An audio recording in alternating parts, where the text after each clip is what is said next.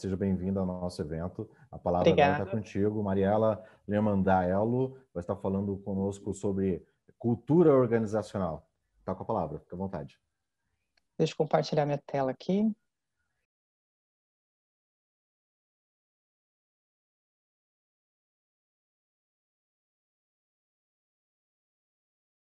Tá todo mundo vendo minha tela? Thiago, se você puder fazer um positivo, já tá ótimo. Sim, estou vendo. Pode seguir. Tá bom. Pessoal, eu sou a Mariela. Eu estou aqui falando em nome da Elo, mas também vou abordar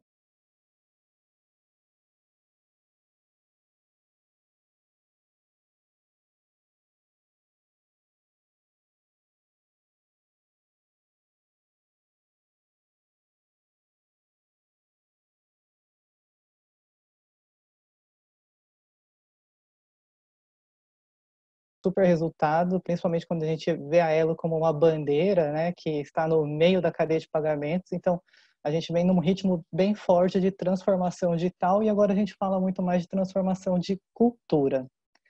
E dado isso, o que é a cultura organizacional quando a gente foca nesse tema? Basicamente, é o que se fala e o que se faz dentro de uma companhia. Então, é a forma como as pessoas se comportam e a forma como elas fazem as coisas em termos de comportamento humano. E quando a gente olha empresas tradicionais, elas basicamente têm essa formação aqui. Então, elas vêm sempre com um olhar de missão organizacional, elas têm uma visão de futuro baseada no que elas querem ser, elas definem a sua estratégia organizacional sempre olhando o mapeamento ambiental em termos de externos, mapeamento externo e mapeamento interno, faz um planejamento de longo prazo, que é aquele planejamento estratégico bem tradicional que todo mundo conhece, define os processos organizacionais, e é bem aquele processo rígido, com muita documentação, metas individualizadas, visão por departamento, vem com essa estrutura organizacional que é nível hierárquico, uma autoridade bem definida, responsabilidades delegadas de uma certa forma, e com um estilo de liderança que é bem claro, que é uma centralização muito alta e uma baixa delegação. E quando a gente soma tudo isso, o que isso resulta? Numa cultura organizacional. Mas, com a ocorrência do Covid, e aí a gente trazendo aquele conceito de VUCA, o que a gente percebeu que aconteceu no mercado? Aqui, nesse slide, eu só quero compartilhar com vocês, ele não é exaustivo, não precisa entrar no detalhe dos números, mas assim, aqui traz um retrato muito claro do que a gente percebe uma forte mudança de comportamento nesse período de isolamento social provocado pelo Covid.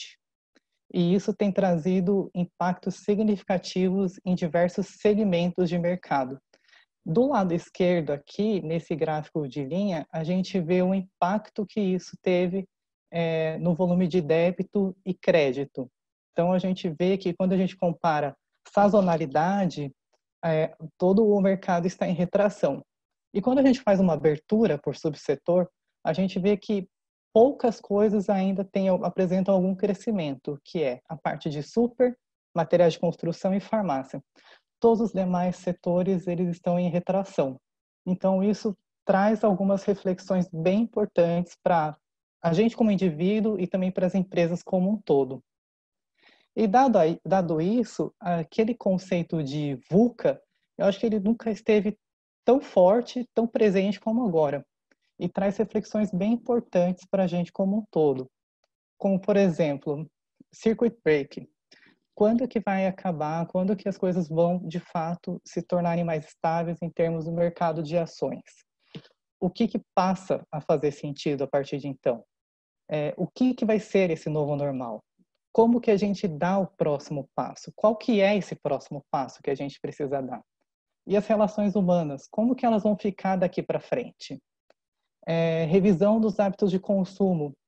A gente vê que as pessoas hoje elas conseguem segmentar melhor o que é necessário para se viver dadas as restrições que a gente tem. Será que os hábitos vão voltar a ser os mesmos daqui para frente, quando a gente voltar a ter alguma normalidade nas relações, em poder voltar para os nossos escritórios? Ou será que a gente de fato está passando por uma ruptura? Como que a gente vai entender o que são os novos valores?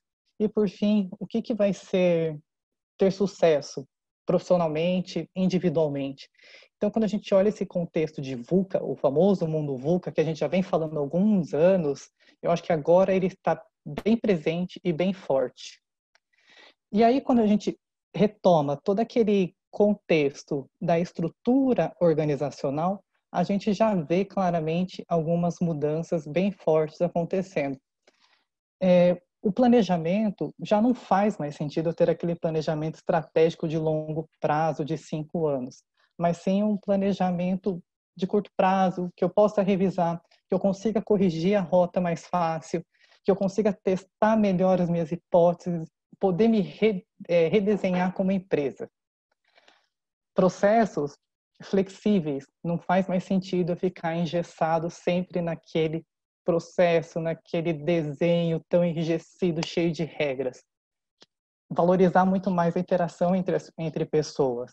E as metas serem cada vez mais compartilhadas, porque a gente tem um comportamento muito maior de pensar como grupo, como coletivo, não mais como indivíduo, como CPF, né?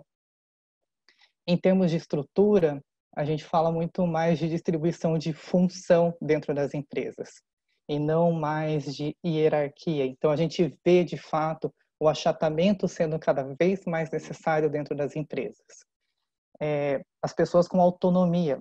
Autonomia sempre com responsabilidade, mas autonomia alinhada ao propósito da empresa, aquilo que eu preciso fazer para gerar valor, para gerar resultado e para estar alinhado com o propósito da empresa. Uma baixa centralização, quando a gente olha para a liderança, e uma alta delegação de atividades, de responsabilidades, tudo alinhado à autonomia. E isso tudo, todas essas mudanças, a gente dá lugar a essa nova cultura organizacional que se faz cada vez mais necessárias para as empresas continuarem competitivas dentro do mercado de trabalho. E por fim, como que o ágil, nesse contexto inteiro, ele pode nos ajudar? O ágil, todo mundo sabe aqui, e eu tenho certeza que todo mundo que está aqui está careca de saber, que ele é considerado um dos mais importantes mindsets. E ele, de fato, vem com uma relevância muito grande, provocada por esse cenário de pandemia que a gente está passando, né? E por que isso? Ele traz velocidade, ele traz inovação, e ele traz esse reforço de autonomia que a gente tanto fala. E como que ele nos ajuda a fazer isso? Ele traz todo o ritmo e cadência de trabalho. Então, o alinhamento constante que a gente tem dentro dos ritos do ágil provoca toda esse alinhamento constante, essa comunicação ela ser mais perene dentro da empresa, reduzindo toda a parte de ambiguidade, incerteza.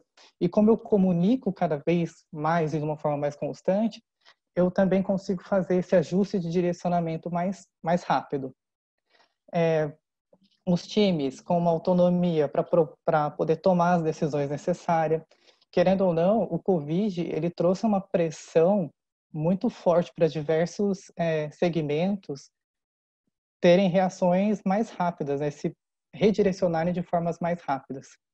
Ele também ajuda a gente com ferramentas para viabilizar entregas menores. Foco sempre no MVP. Então, como que eu pego todo aquele produto grande que eu entendo que faz necessário ser entregue, como que eu corto ele em fatias menores e eu entrego para o cliente, para quem é a pessoa que vai usar do outro lado, coleto feedback, aprendo e vou incrementando. E, por fim, é isso que eu comentei agora do aprendizado constante. Como que eu encurto esse ciclo de feedback, né? E aqui é importante que o ciclo de feedback, ele não é só para dar continuidade da evolução de um produto, mas ele também é para eu descontinuar alguma ideia que até então eu achava que era necessária. E um dos pilares, assim, que pelo menos lá na Elo a gente tem usado cada vez mais é o Heart of Agile, do Alistair Cockburn. Ele tem o site ali do lado para vocês acessarem, e ele traz justamente esse grande direcionamento dessa mudança de mindset que se torna cada vez mais necessária, né? Então, é a colaboração. Como que eu faço isso de uma forma mais próxima? Desenvolvo ideia a partir de um contexto de time, como que eu comunico com frequência para suavizar essa transição. Volto a falar das entregas menores para eu fazer teste de conceito, expandir na medida que eu vou aprendendo, como que eu reflito com frequência ao longo do caminho. E refletir é muito no sentido de o que eu aprendi até então, o que eu posso fazer de melhor, o que eu não preciso mais fazer. Como que eu melhoro a direção das ideias, como que eu reviso os meus processos internos, para eu ter cada vez mais eficiência interna e eu seja mais eficaz na forma com que eu entrego as coisas para quem está do outro lado esperando. Por fim, eu queria deixar aqui algumas mensagens para a gente fazer algumas reflexões que são super importantes. De fato, tem uma mudança ocorrendo no mercado. Aquela empresa que consegue entender quem é o seu cliente, que consegue fazer um recorte de público, que consegue trazer essa visão de produto baseada nas dores do cliente, ela com certeza vai ser uma empresa que vai ter muito mais sucesso, vai ser muito mais competitiva que as demais. Então, eu passo a descontinuar a visão de entrega de projeto e passo a ter muito mais um olhar de entrega de produto baseado nas dores do cliente. Criar hipóteses, testar, errar e aprender. Como que a gente testa coisas simples para ver se de fato elas vão gerar valor para a companhia? É sempre esse olhar, o olhar do simples. Eu começar pequeno, eu testo, eu erro, eu aprendo e eu cresço. E por fim, para mim isso é o core de tudo, é sempre ter uma visão de propósito e entrega de valor. Então, comunicações com valor agregado e que faz sentido para o cliente, colaboração, o que é importante para fortalecer a evolução sustentável da nossa empresa e sempre ter em mente que todas as decisões e todos os riscos assumidos, elas são tomadas em conjunto, são atividades compartilhadas entre as pessoas. São mensagens bem rápidas que eu trouxe aqui para vocês, mas, de fato, a gente está passando por uma transformação de cultura muito grande que hoje eu entendo que ela ultrapassa qualquer contexto de qualquer empresa e ela se faz cada vez mais necessária e cada vez mais presente. Eu tenho certeza que muitos de vocês passam por reflexões contínuas nesse período de isolamento e que com certeza vai refletir no comportamento de vocês daqui para frente, quando esse período de pandemia ser ultrapassado e vencido pela gente. É isso e muito obrigada. Legal, Mariela. Bacana. Obrigado pela contribuição. Tem algumas perguntas bem interessantes aqui para você. Uma delas, ela é bem complexa e bastante interessante. Olha só, nós falamos muito de entrega de valor, mudança de cultura, mudança de postura, ou seja, sempre temos a necessidade de rever os nossos conceitos, ainda mais em um cenário de pandemia como esse da Covid, que obrigou todo mundo a ter novos hábitos. Eu faço toda essa introdução para fazer a seguinte pergunta. Tudo está conectado com a famosa palavra mindset, ou seja, mudança de cultura, mudança de pensamento, mudança de postura. Então, focar em frameworks, métodos, metodologias, seria a solução ideal, dado o cenário que nós estamos vivendo? Ou nós devemos passar a habilitar cognitivamente os indivíduos, já que é uma questão mais de conhecer e saber lidar com o funcionamento cerebral? O que você acha? Eu vou dar uma resposta bem pessoal em relação a isso e é de verdade o que eu acredito. Quando eu olho frameworks, ferramentas, para mim isso é o meio do caminho, não é o fim. Eles só nos trazem, de fato, algumas técnicas para a gente poder alavancar algumas coisas dentro da empresa que se faz necessárias. Por exemplo, como que eu pego um produto e fatio ele em entregas menores. Eu tenho ferramentas que me ajudam a chegar nessa proposição. Agora, transformação de cultura é mudança de mindset. Mudança de mindset é mudança de comportamento, é revisão de valores. É algo que é muito mais abrangente e muito maior que qualquer framework. E é de verdade aonde é mais difícil acontecer quando a gente pega empresas que são muito tradicionais, que vêm até de pessoas com formação de vida que são muito tradicionais. Então a gente tem que ter todo esse olhar mas bem alinhado a comportamento e formação de indivíduo. Muito bem, legal. Tem uma outra aqui. Você acha que empresas que têm um propósito inspirador mais claro, né, e é uma empresa que também é flexível, pode sair na frente no pós-pandemia? Eu acredito que qualquer empresa que tenha um propósito claro e consiga repassar esse propósito para os seus funcionários é uma empresa que já está mais da metade do caminho em ter sucesso nesse mundo pós-pandemia. A dificuldade que a gente tem, e a gente observa muito acontecendo hoje em dia, é que justamente descer essa comunicação de propósito é o que não ocorre na maioria das empresas e é que é onde a comunicação se perde. Verdade, é isso mesmo. E uma outra pergunta que rolou aqui nos bastidores, você acha que o achatamento da hierarquia deve ser trabalhado na alta gestão ou na camada tática? Tem que ser trabalhado em todas as camadas. Não adianta a gente atuar isoladamente só na camada tática ou só na camada de gestão, na alta gestão, na camada executiva. Todo mundo tem que se conversar. Então, quando a gente fala de achatamento de empresa, é desde lá do presidente até nível de analista, estagiário, seja lá quem for, quem seja o nível mais operacional da empresa. E o outro ponto importante é, quando a gente fala de achatamento de empresa, a gente só não fala de cargos e funções, mas a gente fala principalmente de estratégia. Então, é como que eu pego os objetivos estratégicos da companhia, aquilo que navega naquele mundo etéreo lá em cima da estratégia, e eu trago isso de uma forma perene e fluida para os times que estão no dia a dia. Esse é o principal objetivo de achatamento de uma empresa, não tanto o cargo. Bacana, bacana. É mais do que só uma revisão de cargos, mas sim uma horizontalização para facilitar o andamento das coisas, né?